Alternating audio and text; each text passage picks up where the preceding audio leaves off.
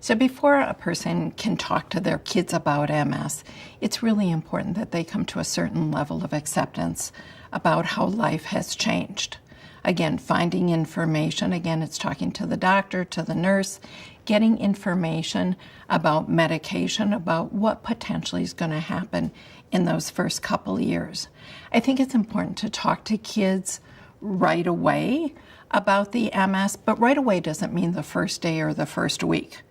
Immediately, it needs to be accepting to a degree that life has changed. Now, that doesn't mean full acceptance about living with a chronic illness, but life as you knew it has now changed. And so what do you do during that time period?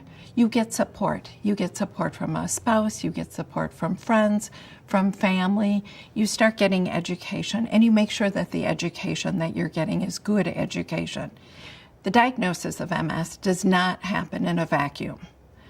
Life may be going along just normally with mom and dad going to work, coming home, playing games with the kids at night, eating dinner, doing laundry, or the diagnosis of MS may have come right after dad has lost a job, a grandparent has died, there's been a move to a different city.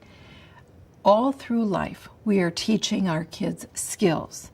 As a parent, the most important things that we can do is teach our kids to be responsible, independent, and have good emotional health. And good emotional health is really dependent on teaching kids good coping skills. So what's the most important thing with good coping skills?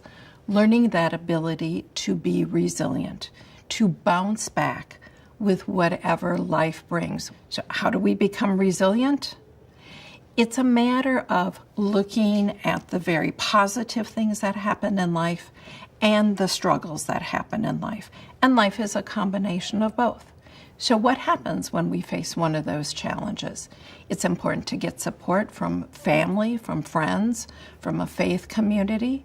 It's important to continue doing whatever hobbies the child or the family is used to doing together.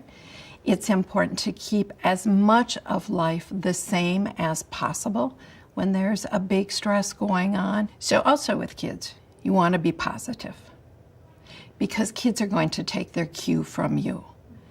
And if you are terrified, the kids will be terrified. If your child sees you crying all the time, they're going to be sad because, again, they're going to assume the absolute worst.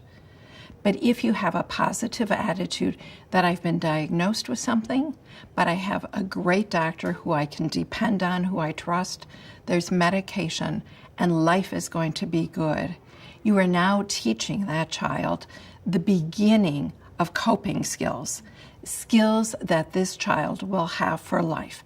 Because through a diagnosis of MS, through this bump in the road, it is, as a parent, it is now your job to help this child, this adult in the making, to learn the coping skills, to learn resilience.